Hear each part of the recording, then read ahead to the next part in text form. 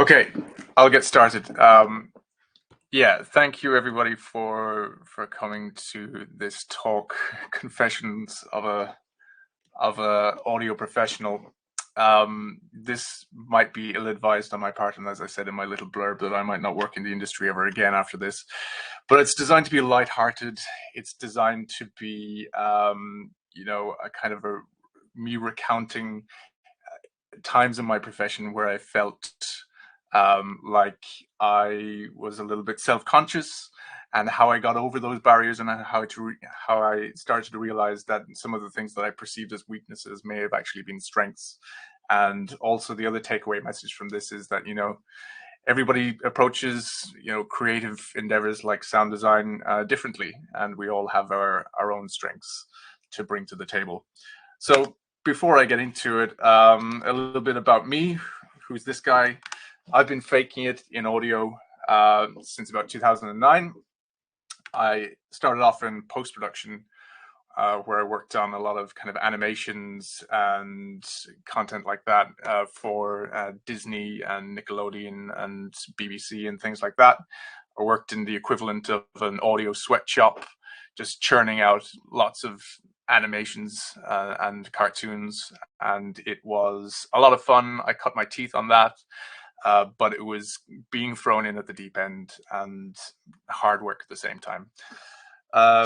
Then I transitioned into game audio about 10 years ago, and I've never looked back. I guess what brought me to game audio is just the challenge of being able to marry up the technical and the creative, and all of the kind of challenges that you face on a day-to-day basis with game audio just seemed very appealing to me. Hi to Jordan. I'm currently lead sound designer at Laced Audio. Laced is an outsourcing company, and we work with many different developers, from indie developers right up through AAA, and I get to work on a very, very wide range of projects with different budgets and different scopes, and I find that very interesting as well. Hobbies include modular synths, 3D printing, and fermenting. 3D printing I will recommend to anybody in audio, because you can do lots of things like print like didgeridoos like this. There's so many noisemakers you can 3D print. It's just my top tip. Get a 3D printer and print things that can make noise. Okay, so this is just a selection of stuff I've worked on, in case you're curious. It's a bit of a mixed bunch of things, like ranging from sci-fi to cutesy little arty games to Planet Coaster and Planet Zoo, that series, and lots of kind of narrative games in between as well. So it's there's a wealth of experience there, I guess, to some extent, but lots more to be gained, hopefully, in the future. So why the confessional, you ask? Well, I think I, like many, had a lot of insecurities earlier on in my career, and I've since learned how to kind of overcome them. I still have insecurities. I think we all do. I think you wouldn't be in a creative profession if you didn't. And I think it's good to talk about this stuff, right? It's good to share our experiences, and maybe perhaps people that are out there that happen to share my previous insecurities can listen to me talking about it and think and feel a little bit better about themselves, and feel like actually my approach here is valid. We're all different. Let's just all do our thing and have fun along the way. Also, I feel like it's an opportunity for self-reflection, and what I think one of the things that it's nice to do is take a step back and analyze your own creative process, and understand how your own creative process may differ from others, and as I said before, how your strengths can bring different flavors to the table and things like that. And finally, I just had no other ideas for a talk. Greg and Lewis sprung this on me, and I was out of ideas. But a note for those viewing that my profession at the moment mainly centers around game audio. So a lot of what I'll be talking about today is game audio specific.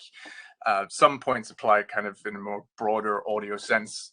And yeah, so if I'm framing anything in a game audio way, that's why. But hopefully there's something for everyone.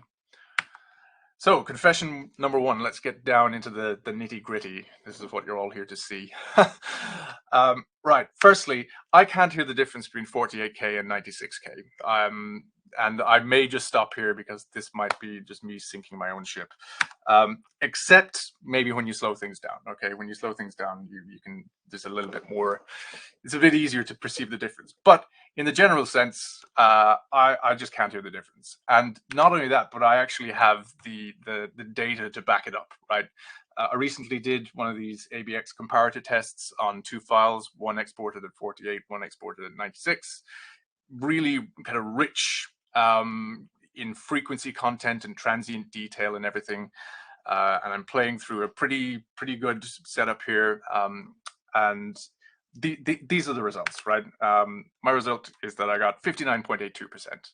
Now, if you had a generous scoring marker, right? You know, somebody might round that up to 60 and give me a D minus. But actually, you know, where I come from, that's just that's an F, and I must try harder. And maybe it's time to just leave this profession behind and you know, set up my my kombucha brewing business. But I guess really, does it actually matter? And here's just a little comic. It's like the end panel of a comic strip that I got from XKCD. And the joke is, how many audio files does it take to change a light bulb? I'll tell you later, you wouldn't appreciate the punchline over this 12 kilobytes per second cell phone codec. Just some humor to interject into my otherwise possibly humorless talk. Does it really matter? So when I started off in this sweatshop that I talked about earlier, churning out animations, we had to do fully track laid animations.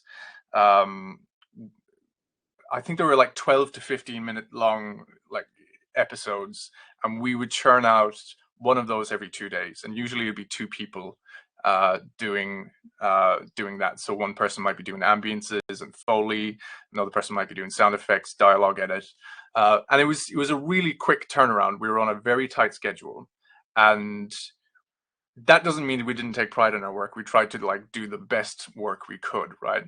But one of the things that we often did, even though we had access to really good recording facilities downstairs, we could go and, you know, boot up the recording booth and record whatever we needed to.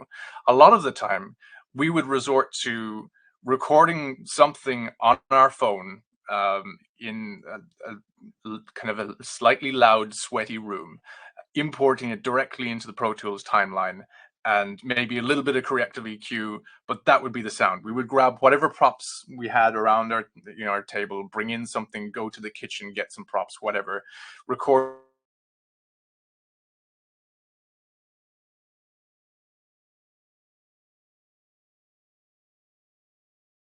Attitude in me where it's actually not really about the fidelity. It's more about the character of the sound. And for me, you know, character in pretty much every case will always trump fidelity in audio. And I would rather have the most amazing sound captured through, you know, slightly compromised means rather than having the most boring, flat, dull, lifeless sound recorded on, you know, the most pristine signal chain available, right? And I guess one of the things I think that's quite funny is you hear about in VFX is this concept of pixel fucking. I don't know if anybody's heard of this, but it's like where people nitpick over the tiniest visual details. And I think if there was an audio equivalent of that, it would be sample fucking, right? And I think, you know, life's too short and we don't have enough time to sample fuck in audio. And I think, you know, sometimes it's best to not let perfection be the enemy of the good. and don't get hung up on the details. Don't throw out recordings that you accidentally recorded in 44.1 on your pristine mix pre recorder just because you could have gotten them in 196, right? That's my take on things. And I can't hear the difference between 48 and 96. So, confession 2. I always run with the first idea I have, even if I know that it's likely to fail. When I got into game audio, I was in the lucky position of being able to join an amazing company called Frontier Developments. And the team there were some of the best sound designers that I've ever met in my entire life, and still are. And I was quite green. I hadn't worked in game audio before, and I was very intimidated by the entire experience, but also I just wanted to become a sponge and soak it all up and see, learn as much as I can. And I think one of the things I miss, I work pretty much exclusively remotely now. And one thing I really miss about working in-house is that you can walk into somebody's room and kind of peer over their shoulder and spy on what they're doing, but also get like an insight into people's processes and how they go about doing sound design. And one of my colleagues who I looked up to had this most amazing process for approaching a piece of sound design where they would create many iterations and variants of this one sound that they wanted to create, and then they would kind of go and pick the best attributes from both, like all of them, and whittle down this list into a subset, and then kind of amalgamate those into like this really well thought out hybrid. And that would be the sound that that they present, or that they implement into the game, as it were. And I always thought this is such an amazing way of going about things. It's like almost a really democratic kind of process of sound design, where you're doing a lot of decision making. You're kind of ranking all of these ideas. I thought I almost kind of aspired to that, but I realized early on, like through several failed attempts, that I just simply cannot work that way. It's just not in me to work that way. That I work on a very instinctive level, where I tend to just have this idea that pops into my head, and I have to run with it, and I have to take it as far as I can take it. And the thing I was self-conscious about at that time was that, perhaps I wasn't being careful enough. And I did run into blockers quite often, and I went down cul-de-sacs where it's like I learned quickly that, oh yeah, this won't work because this and this, right? And yeah, I was self-conscious about it, and I thought, like, am I not being careful enough? Am I being really cavalier here? But it was actually like through doing this that I started realizing that this is actually a really good approach sometimes. And my first, I guess, poorly chosen quote of the day is this: fail early, fail often, but always fail forward. This is something that you hear that gets kind of bandied about a lot in relation to like agile, development processes, right? Where, but essentially, right, it's, before I get into that, it's attributed to this guy, John C. Maxwell. He was an author and a kind of motivational speaker. I don't really care about him so much. I haven't read any of his books, but the point is, I like the quote, and I felt gratifying in some way to hear this, right? And there's a lot of merit to this approach. And sometimes you see this kind of graph, right, where basically you need to do all of your failing towards the start of a project, right? Because the longer it goes on for, the more expensive failure becomes, right? And you simply just cannot afford to make any mistakes. So failing early. I started to put together kind of a hit list of the best ways to fail early in audio. And I've done all of these. There are probably many more than these, but these are the ones that I thought of for this presentation. So my first way to fail is focusing on coverage, right? Just don't worry about the details. Get audio in the game, okay? It doesn't matter, really. I think I wouldn't say ignore quality. I would say like it's always good to like try to aim for as high a quality bar as possible, but just worry about coverage. Try to get audio like as like spread as far and wide as you can within the game. And what this does, right, is it can highlight areas that that you hadn't considered the kind of technicalities of, right? It can really highlight issues that you would otherwise discover further on down the line. It's your first prototype, and yeah, just spread it thin, but get audio in as many like aspects of the game as possible. That's my first way to fail, and you will fail. There are so many ways you will fail by doing this, but it's all about iteration, finding the snags, finding the areas that you know you need to concentrate on, and you know dipping your toe in the water here is the only way to do it, rather than trying to get the perfect sound offline and then like implementing it and realizing you'd gone about it in the wrong way completely. Similar to this, keep it simple, right? And a mistake that I kind of made early on, and I mostly use Wise, right, to do audio implementation. It seems to be the thing that I use most often. And when I started doing audio implementation for games, I thought I was being really clever by kind of making these really complex kind of systems in Wise, where there would be like nested switch containers in various different states, all driving different parameters. And I always thought, yes, I'm getting the most bang for buck out of Wise possible. There's so much going on here. I'm being very clever, right? But actually what you're doing is biting yourself in the ass. And you will trip up on this later in the project, particularly with projects that have really long timelines, where you can come back to something 2 years later and think, what was I even trying to do? I cannot understand what I was trying to achieve. So my approach now is always come at each problem with the kind of the lowest level kind of solution possible in terms of complexity. If it's like, break it down to like, can it be a loop or can it be a one shot, right? And start there. If you can get things sounding good with just, you know, those two approaches initially, that gives you firstly a really good foundation to build from, where you can add complexity where necessary.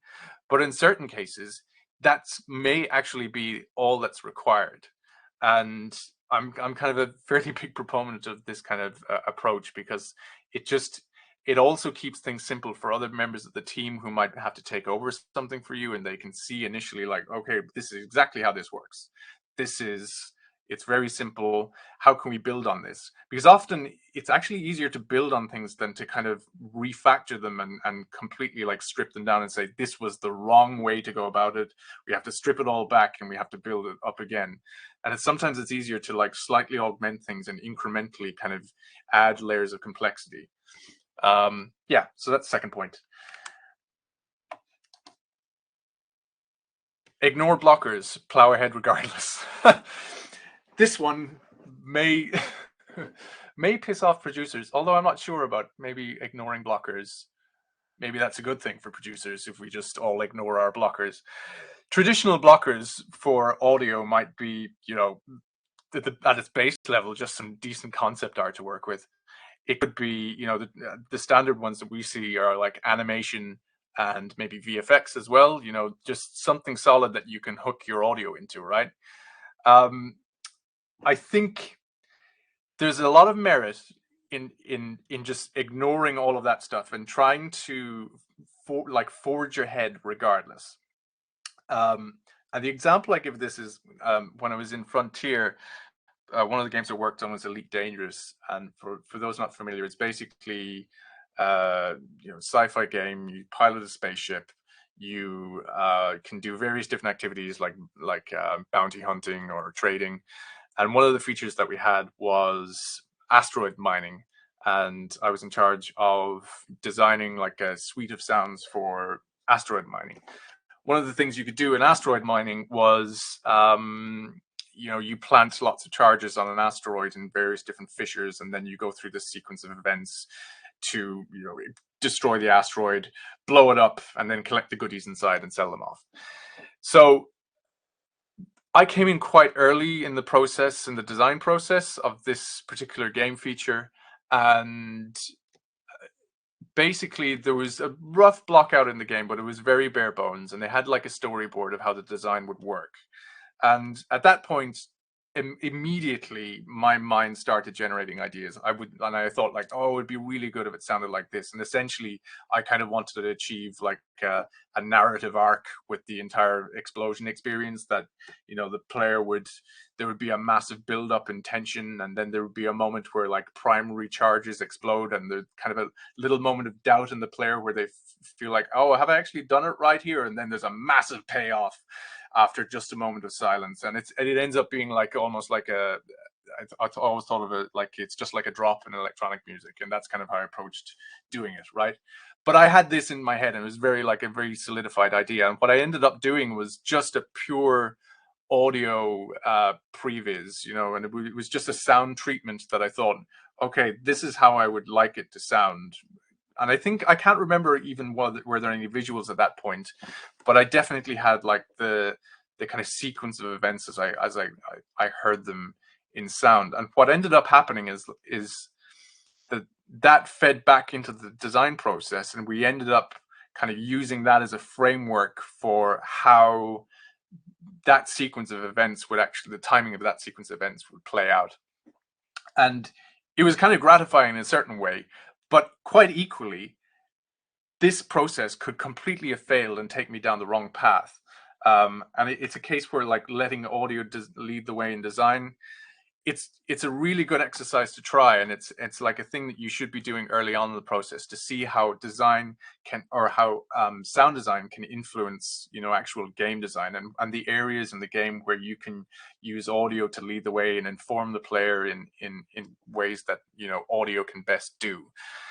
But it doesn't always work, right? And it's an experiment that you kind of need to be doing early on, because if you try these things too late, you know, you just don't have time, or the expense is too great.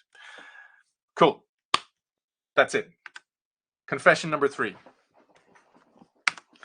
I rely on the same stale sound design techniques every day.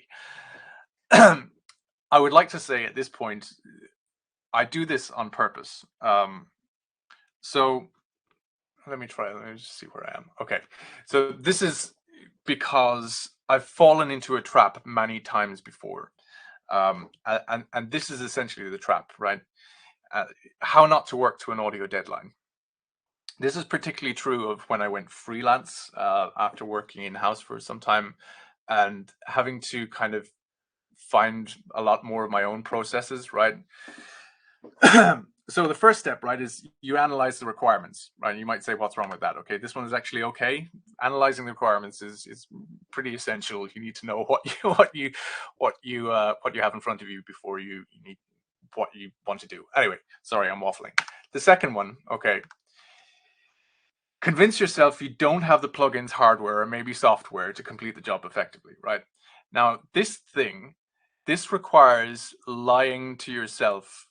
And if you haven't mastered the art of lying to yourself as somebody who's into audio, you know, you're just not doing it right. And I think you probably need to go to a different seminar. The third point, right, is you only do enough research to compound the above, okay? So if you find yourself researching new toys and you think, oh, I really want this one, and then you go too far down that rabbit hole, that YouTube rabbit hole, and you think, actually, no, I don't need this. I don't need this. You're also doing it wrong.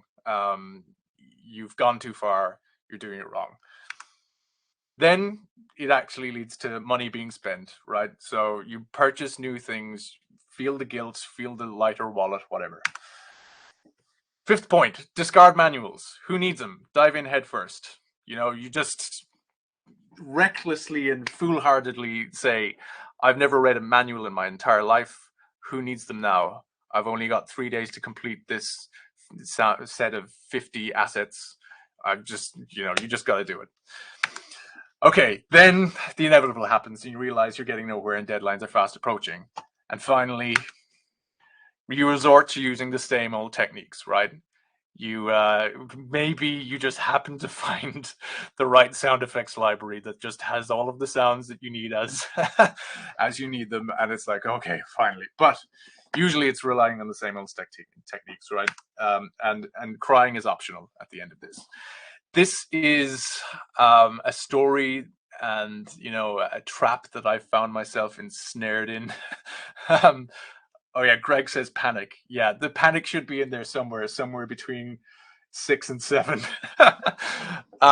Yeah, so I found myself deep down in this hole on too many occasions. And the thing is, this is so destructive and so counterproductive, and it's all fueled by the kind of dream that, there's some magic piece of tech out there that can just revolutionize your workflow in a day, and that suddenly you will have the most amazing sound design with little to no effort on your part. And like, it's just another exercise in lying to ourselves. It actually does not work that way.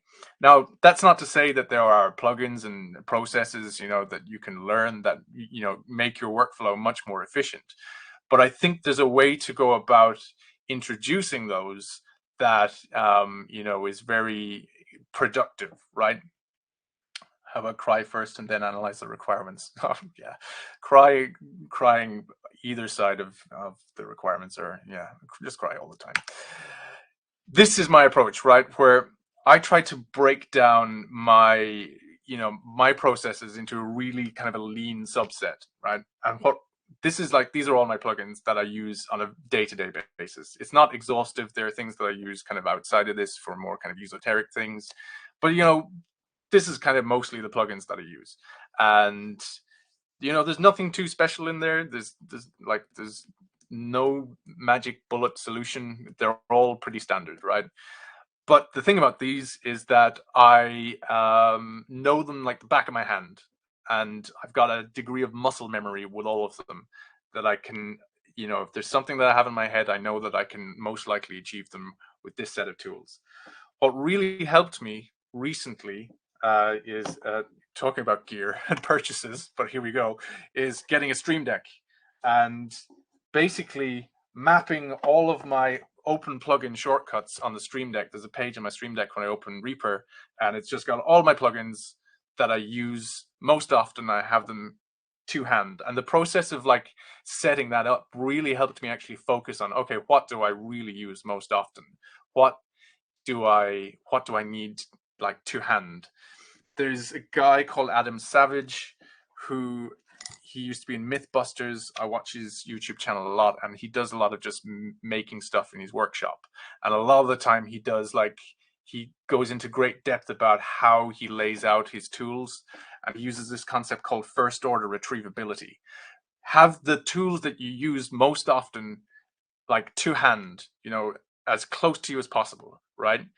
And this is just, it is the best thing, right? And using this Stream Deck, I would say it's increased my workflow by about 25%. Like, I'm 25% faster because I just can enter a flow state with plugins that I use all the time there, even including plugin chains and things like that. And also, right, not clouding that flow state with knowing that I want to go off and try and find some other plugin that'll like just revolutionize my workflow. That I save for another time. In downtime, it is good to research, right, and do your R&D and introduce new like plugins, new processes, right? But for me, there are criteria involved, like to make it through, a couple of kind of checks, right, before I actually start to introduce it. And I've kind of put together this like decision flow chart. It's not exactly exhaustive, but it gives an idea of the kind of questions that I ask myself. First of which is, can it do something that I can't already achieve? And the answer very well may be no. I can already achieve this through other means. But the second question there is actually, does it save me time? And there are many cases where I've found a plugin that I could probably do it in another way, but it would take me way more time. And it's an immediate yes if it saves me time, right? Because that's kind of the most important thing. Time is money. Things like, is it worth the price? Can I actually afford it? If you're freelance, that makes a lot of, that's very important. Is there a steep learning curve? And the further question there is like, do I actually have the time to invest in, like learning how to use it, right? Because I don't think I want to get necessarily sucked into like a deep rabbit hole of learning Super Collider, thinking that it's going to like somehow make me a better sound designer if I just don't have the time to do it, right? So these are the kind of questions I ask myself. But also, I found a way like that I try to compartmentalize my time. Okay, so Venn diagram. I think I've really hit every possible type of graph and diagram in this point. I've got like spider charts and decision flow charts. Here's the Venn diagram. Do I win a prize? Anyway, sound design time, right? And research time, okay? And I like to keep those things generally very separate, right? Sound design time being like really focused, goal-orientated sound design. You get into flow state. You're doing like just no distractions sound design. Then research time, R&D, actively researching new things that you might want to get into, info gathering, learning about new plugins. But then the middle bit, right? The middle bit is actually where the fun is, right? And for me, that's like exploratory sound design, no set goals. And I kind of over the last 2 or 3 years, I got into using modular. And I don't want to like suggest that anybody gets into modular since, because it's really a fool's game. But what it's really good for is exploratory sound design. You can do it through other means. Jamie Malloy yesterday, his talk went into Bitwig, and that's a very similar process to like kind of a modular environment. Do whatever, like just plug bits of audio equipment into each other and record the results. It doesn't matter. Explore. This is where you can kind of generate lots of like wild track and really interesting sounds, and just keep recording, and find ways then to like, categorize that, put it in your library, and then use it in the first, like the left circle here for sound design time and goal orientated things. My top tip, right? This is kind of a slight aside, is one of the best things that somebody ever told me, and I can't remember where it came from, but the minute that you get like a new piece of maybe hardware, if it's like if you're into synths or like esoteric noisemakers or whatever, or even just like plugins or noise generators, record everything you do in the first like couple of days, weeks, hours. Record absolutely everything. Just, it is a honeymoon period, and the fact that you don't know how to use it, you will generate like sounds that you will never be able to generate again. And I guarantee you, I have stuff in my library from like synths that I recorded, and I just listen back and go, how did I even do that?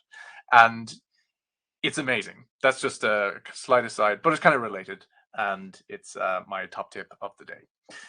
Record everything in the honeymoon period. That's it. That's that admission. I can't even remember what the admission was. Oh yes, that I rely on the same stale techniques every day, but on purpose.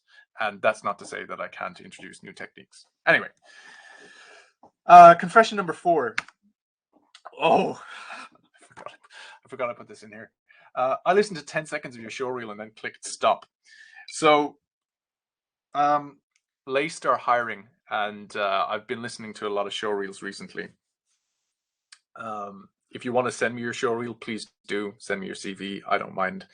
I will listen to 300 more. But this sounds very harsh, and it reminds me, I used to work with this relatively well-known music producer some years back, and he was old school, and he was telling me once about his process for vetting demo tapes, and that he would listen to 10-15 seconds of a demo tape, and if there wasn't something in the first 10-15 seconds that caught his attention and wanted to make him listen more, he would consign it to the dustbin. And it is so important, right? But for me, actually what it is there's more of a set of disqualifiers that I hear in a lot of show reels from less experienced people, right? And kind of junior to mid-tier talent, let's say. And for me, it's like I hear one disqualifier, and often that's the end, right? I can't listen anymore. So here's my immediate showreel disqualifiers list. And I'm sorry if I offend anybody. And I'm sorry if this comes across as an unhinged rant, but I did tell you that there might be unhinged ranting. So my first one, right? Too much bass. I understand that bass is fun, and I like bass, but please learn how to use and learn how to control it. I think a lot of the flabbiness that you hear in showreels from juniors is perhaps to do with the fact that they might listen on headphones. Sorry, Lewis. And the bass reproduction in headphones isn't like always the best. I would suggest perhaps A-Bing it across, like, against reference material, A-Bing your work and seeing how it stacks up. Trust your meters visually and see, if there's anything going on below 100 or 50 hertz, you really need to justify its presence, if you ask me. There is nothing that kind of separates a pro sound designer from an amateur sound designer more than how well controlled bass is. And I ended up doing this thing kind of relatively recently, right, where I seem to just end up high passing so much. It seems to be the most kind of common process in my workflow. I just end up high passing everything, right? And name and shame. I don't have any names. Sorry. You I won't even say what I was going to say. I high pass everything, right? And what I tried doing recently was I tried changing my process to like opt into bass. So I would have a default Reaper track would always open FabFilter Pro Q3 or whatever on a high pass setting, probably rolling off, I think it was about 100 hertz or something. And my process was like, this is my default. If I want bass, I will opt into it, right? And it kind of actually ends up working. It's just like there's all of that stuff you don't need for the most part. And if you're really conscious of like when you do need that low end oomph or impact, you can opt into it, and it makes you think a lot more about how you're using it, right? So this might not work for everybody. I ended up stopped doing it because I had to do a project where it was nothing but bass, so like it didn't make any sense, and I haven't reintroduced it. But maybe it might work for somebody. I don't know. Food for thought. Too much bass. Harsh frequencies and sharp transients, like similar to the above, but like I get sometimes you might want to lean into some like harshness if it's a horror thing or whatever, but things like sharp transients and kind of just anything that kind of tickles the ears in the wrong way, or just draws attention to itself. Always be kind of conscious of that. And maybe it's a case that you just need to listen across different devices. That's always useful. Also, don't be afraid to like look at your waveforms as well as you like export something and go, what's going on here? It's always interesting to see like what's sticking up above the bed. And if you've done that on purpose, that's fine. But if there's things in there that you're questioning, like why is this poking its head out so much, go and listen to it, right? And see if there's anything you can do. Think about how your ear reacts to transients. And I think transients, like it was very much kind of later in my sound design profession that I really started to get a grips of like the effects that transient material has and like how to control it. Yeah, and it's not always about just using compressors. It's often about like how you shape the sound in other means as well. But yeah, I think this is a very broad point, and I hopefully it kind of speaks for itself. Please avoid tinnitus sounds. This is so cliched as well. This is my opinion, and I told you it was going to be a rant. And Greg Lester, don't even think about like unearthing my secrets. But yeah, everybody should get Soothe, the Ook Sound Soothe plugin, because this really helps with harsh frequencies. Yeah, okay. Audible clicks, pops, bad edits. This one speaks for itself as well. If you're letting these slide into your your show reel, you kind of need to rethink, what you're doing. I would suggest getting somebody to proof your work before before you let it out into the wild is always good, because legitimately there are things that you kind of don't pick up on, right? And you get too laser focused on one particular detail. But yeah, just don't let mistakes like that slide, because there will be an instant disqualifier. Lack of dynamic range. If everything is loud, nothing is loud. Take a leaf out of the 90s grunge kind of movement of having the verse is quiet and the chorus is loud. Learn how to use silence. Often there's nothing more impactful than silence in a kind of a piece of audio art or presentation. And see how all the big trailer companies often use silence to make the impacts hit harder, and often they're both preceded and followed by like relative quiet and silence. It's very tempting to like try to, when you're doing every single aspect of a mix, to try to have everything kind of at the same level and showcase everything. I want everything to be heard in the same way at the same time, and it's just the wrong way to go about it. Have the time for the ambiences to shine, and then leave them, back them off. Don't be afraid to embrace silence. Lack of dynamic range, yeah, it's another thing that kind of like separates the pros from the amateurs, I think. This is one I see a lot as well. So lack of creative and technical range. There is like a trend of late that I see where like a lot of people would do sound redesigns of popular trailers for games, and I'm not saying that's necessarily bad, but if that's all you're presenting, that doesn't show me a lot of creative range. And I think there's a lot of meaty sound design you can do in that, and there's a lot of people trying to like emulate the kind of Sweet Justice approach and just have that really punchy and snappy kind of sound design going on. And you hear a lot of like amazing sound design work in like even junior show reels, right? But that's only one small sliver of what it is to be a sound designer working in like either game audio or any like profession.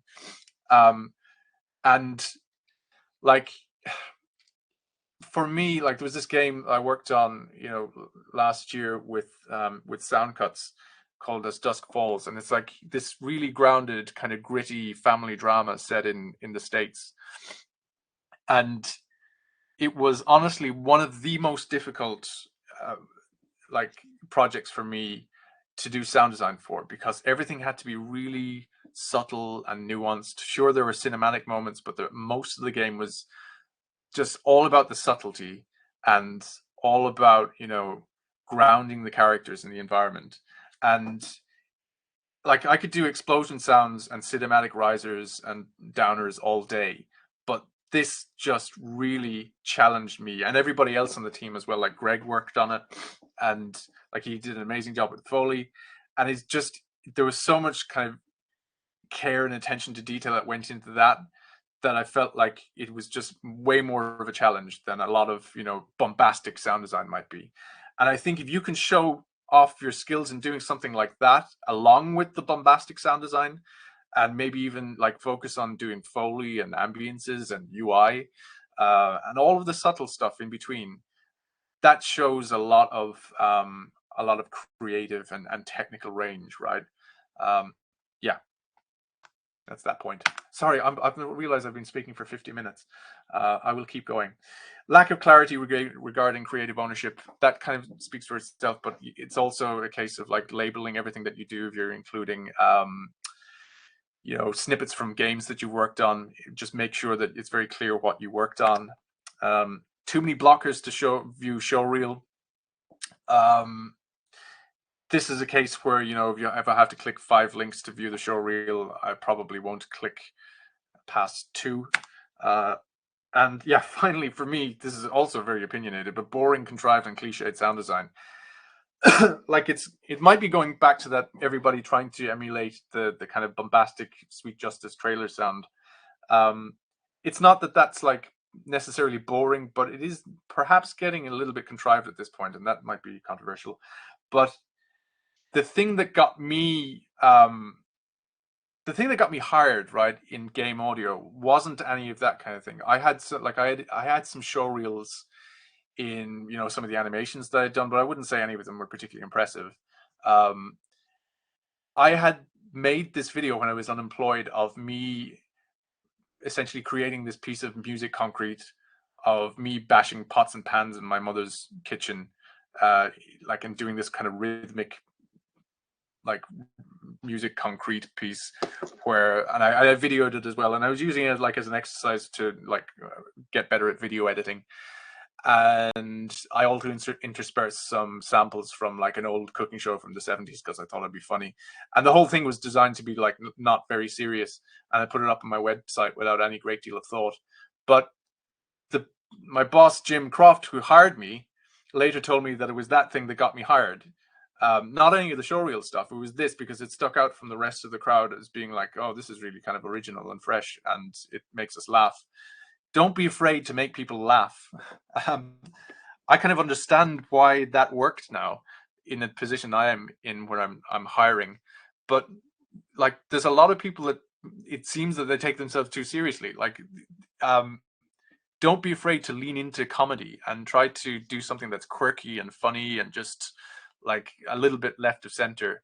Embrace the abstract, experiment, find something, you know, create your own visual content to put audio to, and something unique, and that's not just another trailer. And that's my rant over. I'm very sorry. I offended half of the chat group. I'll never work in this industry again. Okay, confession number 5. Oh yes, I talk about never working in the industry again.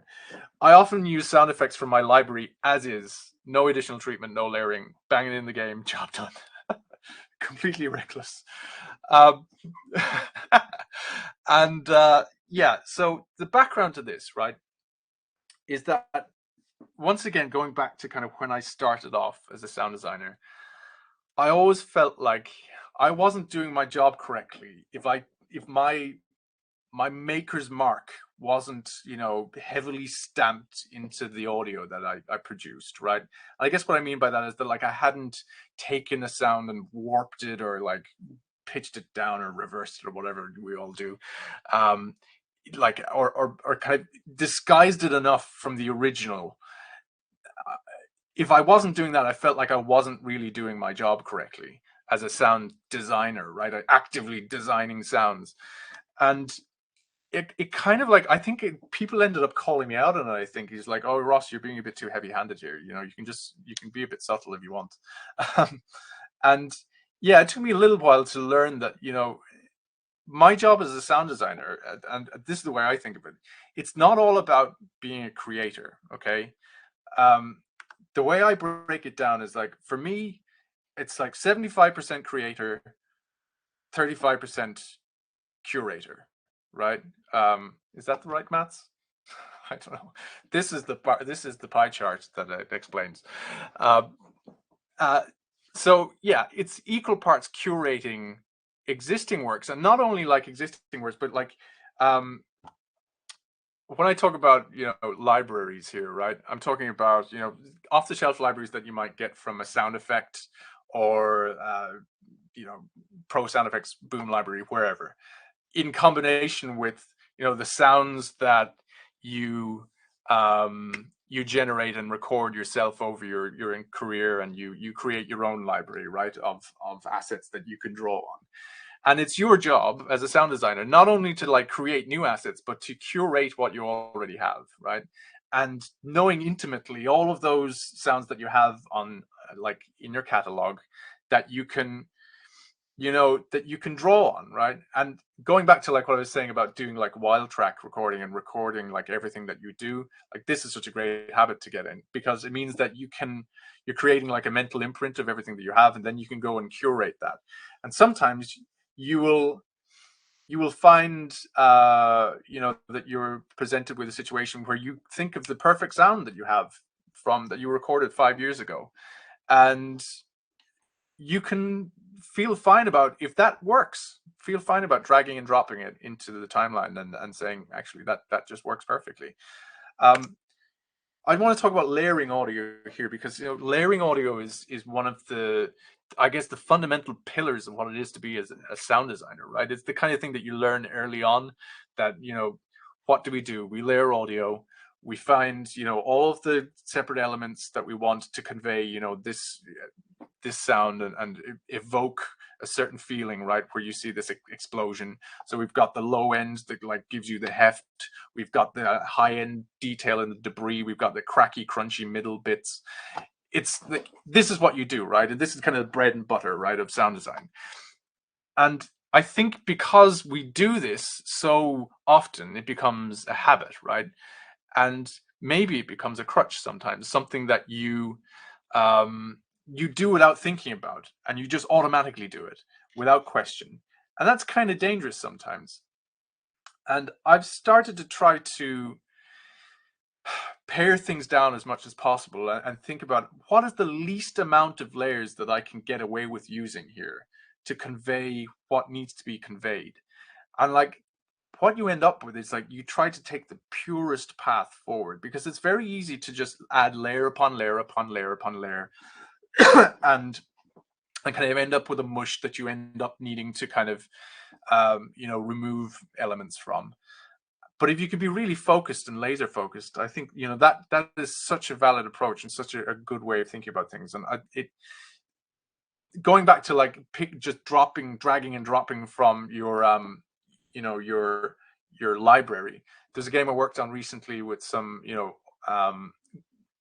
friends of mine, where it was called Beyond the Long Night. And I was really proud of this game because out of all the games I've worked on, it had the highest percentage of like my own sounds in it, right? And it's not just sounds that I created like there and then bespoke for this game. It's sounds that I've created throughout the years. And there were so many points in that game where there was just a sound that like I dragged and dropped, and I thought, this is perfect. This little snippet of audio is exactly what I want for this section of the game. And I felt really good about that at the time. Like, sometimes there's a little bit of EQ here and there, and it doesn't work for every eventuality, and it doesn't work for every game for sure. But I guess what I'm trying to instill here is, don't feel like you need to like put your maker's mark or your hallmark on everything. Sometimes, you know, the simplest, purest recording is exactly what you need. And that is that. Layering audio. Yeah, layering audio is good. I don't know what I was talking about. Confession number 6. I almost never do a mix pass in the conventional sense. So if you talk about dealing with like music and post-production, like, sorry, I've lost my train of thought, but yeah, a mix pass, you know, traditionally comes towards the end, where the creative work is kind of complete. And, you know, often we talk about like a faders down approach in music, where you just put all the faders down, and maybe if it's post-production, you might, you know, build the mix around dialogue, and you steadily introduce elements. And it's funny that like I still kind of hear about people using this approach in game audio, and, you know, each to their own, but I kind of, it never really gelled so well with me, and I think it's not necessarily the right way to go about doing things. It's interesting, like one of the projects that I worked on recently was for like a very big publisher, and the powers that be in production had allocated like 3 or 4 weeks at the very end of the project for mixing, exclusively for mixing. And I remember thinking about it going, okay, well, I'm not going to use that time for mixing. I'm going to use that time for, you know, any additional polish and bug fixing, and, you know, whatever we can do to make the game better. But I hope that I won't be doing any mixing there, because that would be like, that would be bad, I think. And these are the reasons why I think there are dangers in doing this kind of final mix pass approach where you leave it till the end. Okay. Firstly, any scope creep or condensing of timelines is really likely to eat into any mix time, right? And timelines and audio are the things that get condensed. Usually, we're first on the chopping block because we're at the end of the chain. That's the unfortunate reality of things, and you have to be aware of this and cognizant of it. Yeah, I'm already hearing people say mix as you go. Yeah, mix as you go. The end of the project is really the wrong time to be making key decisions about the overall sound of the game. Like, I'm not talking about mixing here as just being, this sound is too loud, turn it down. This sound is too quiet, turn it up. Like, mixing is really like a very holistic global overview where you're thinking about like how each category of sound interacts with other categories and how everything kind of needs to play in concert. Okay. And that requires sometimes quite heavy-handed volatile processes where we're taking entire like buses of audio and turning them down or muting them, and that's the kind of thing that could potentially get you into trouble if you're not really carefully considering it, and you don't have enough time to QA how this actually works out in the real world. Okay. Identifying mix issues late in the project, it just might be too late to fix them, right? And this is going back to the fail early, fail often thing, where it just becomes too expensive late in the project to actually make significant changes that can kind of reshape the mix in the way you want it to, right? Knowing that, now this is a funny one, right? I've seen this, I've like felt this in myself in situations where I know that there's time allocated at the end.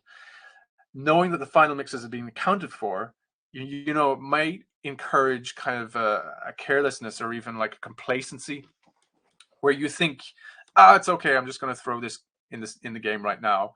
I don't really have time to properly do it, but I know that I'm going to do a mix, a couple of weeks down the line, and that's my mix pass, and I'll tidy it all up, right?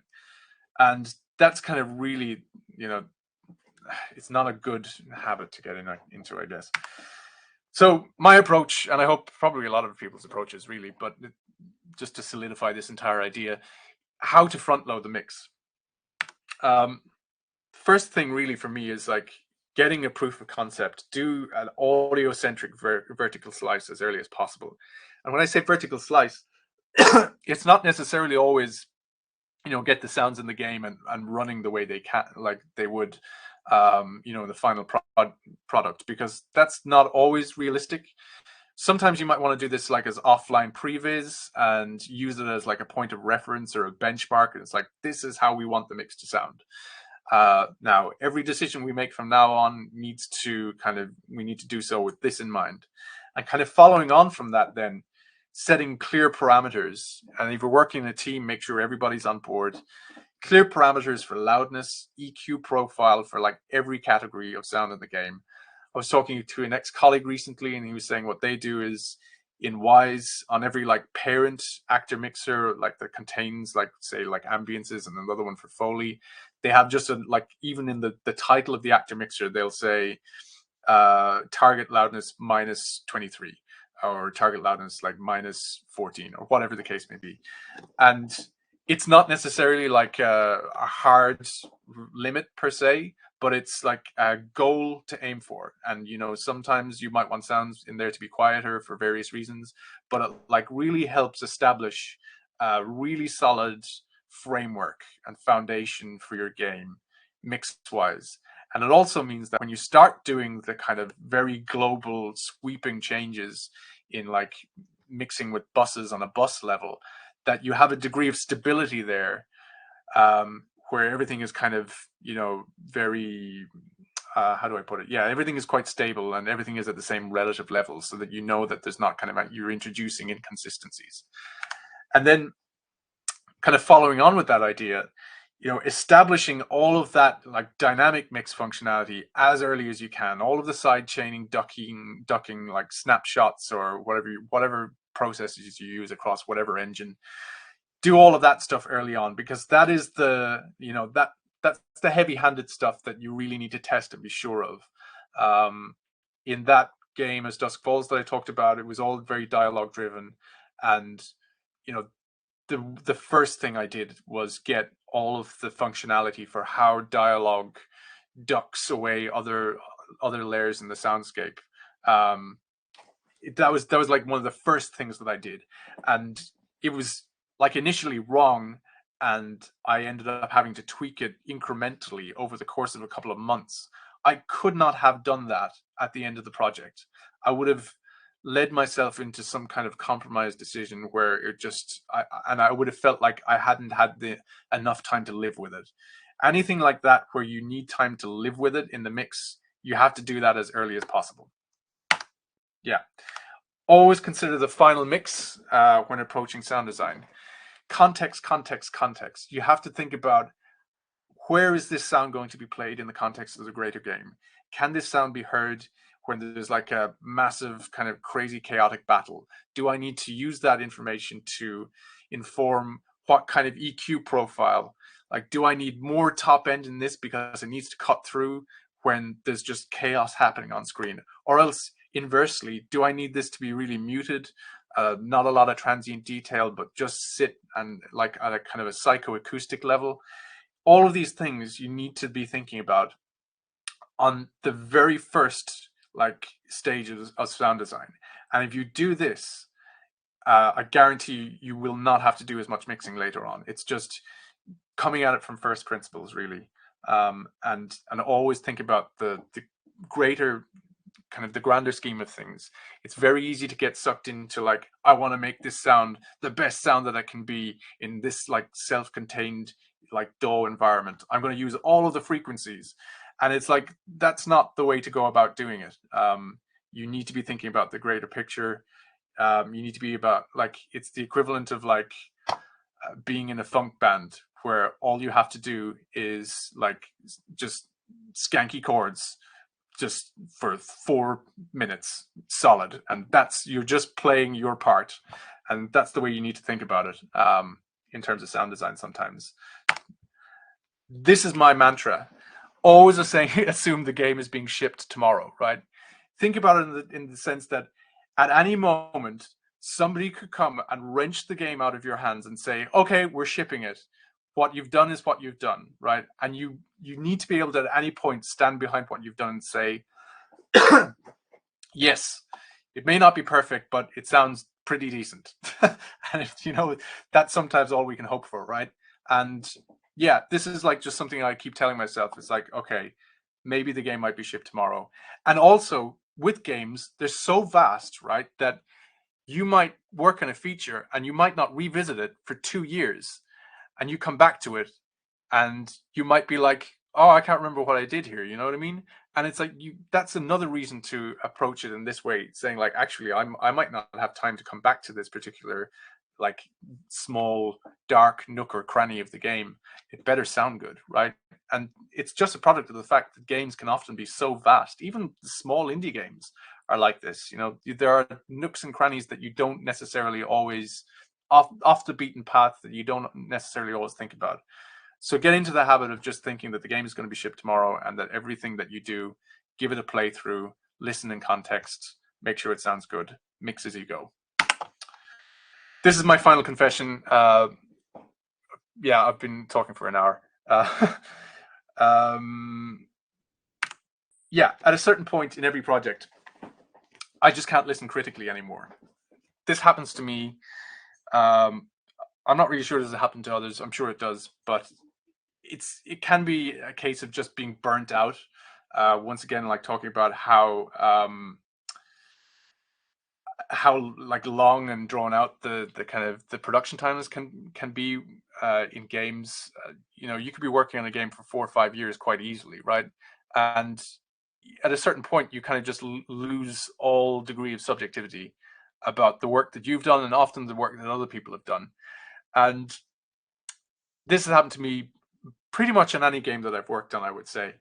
And at first I was worried, thinking like, oh God, I don't know if I can actually do this. Like, it's always, firstly, I'll just point this out because I don't really say it later, but it's always good to get another set of ears, a fresh set of ears. Okay, that's kind of goes without saying. But I started to actually find a weird benefit in this.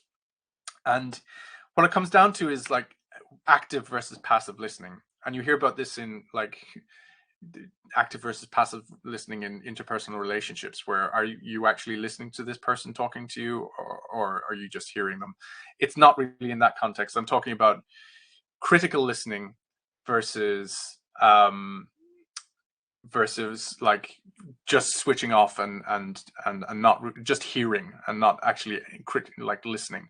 So critical listening is like something that we learn early on if you're doing any kind of formal training in an audio, where you might take a music track and like basically focus in on the kind of minutia and the individual elements that make up the kind of greater picture, right? And you're always trying to analyze how they contribute to the greater picture, right? And you do this with music, like production analysis.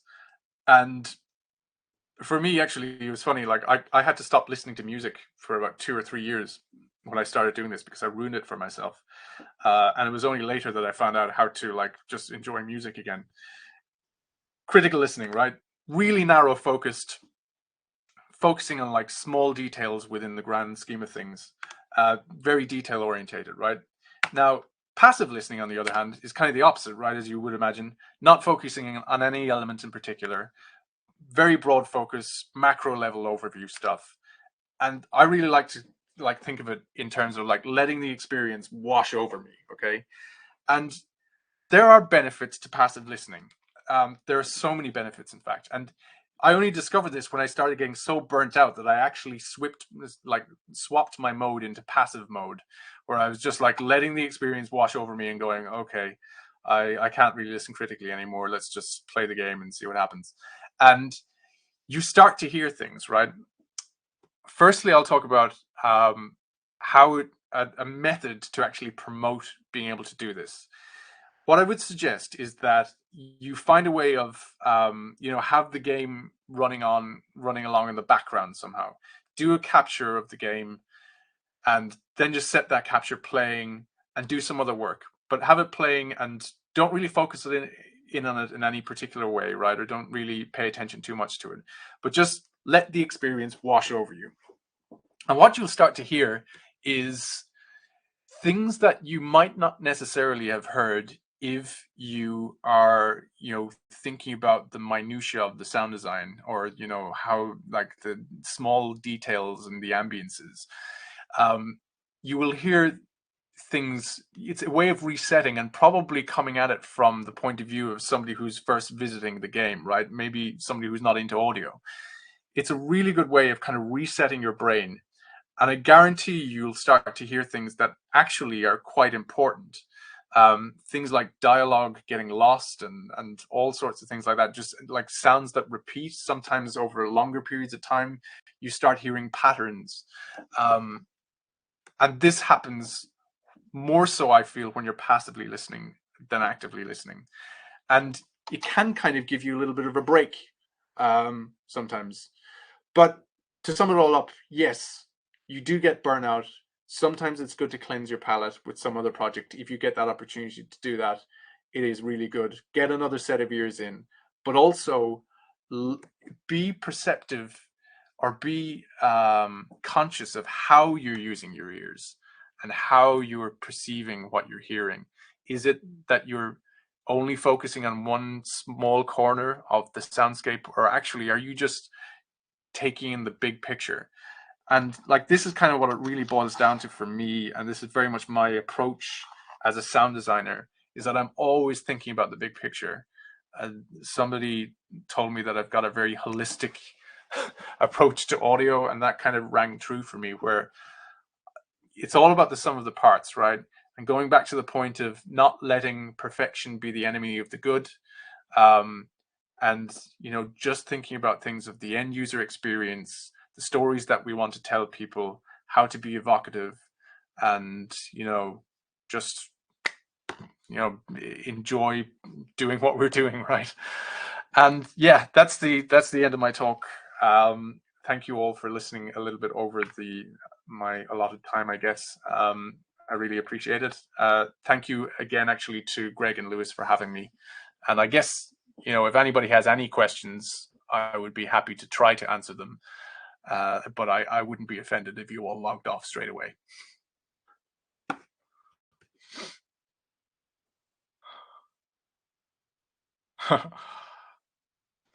Oh, thanks, everybody.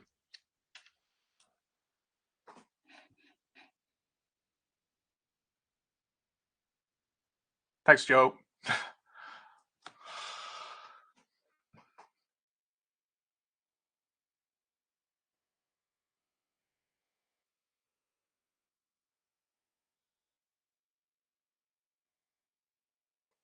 Cheers. I would happily take no questions.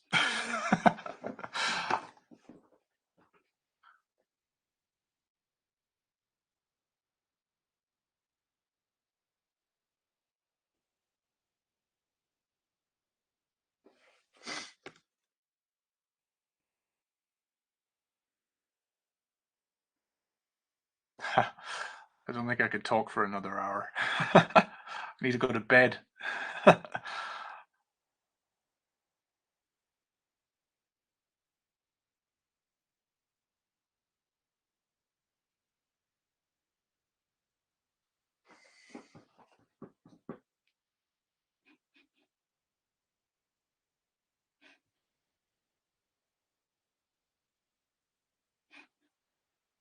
Okay, well, if nobody has any questions, I appreciate it. Maybe part 2 might be next year. I might have a whole other list of things that I'm completely ashamed of. But it's taken a while for me to. It's taken about like almost 15 years of experience for me to share this much. So it might be another 15 years until I can build up another bunch of insecurities. Yeah, thank you everybody again. And if anybody has any questions that they think of after the fact, feel free to hit me up on Airwiggles or whatever. Yeah, have a good one.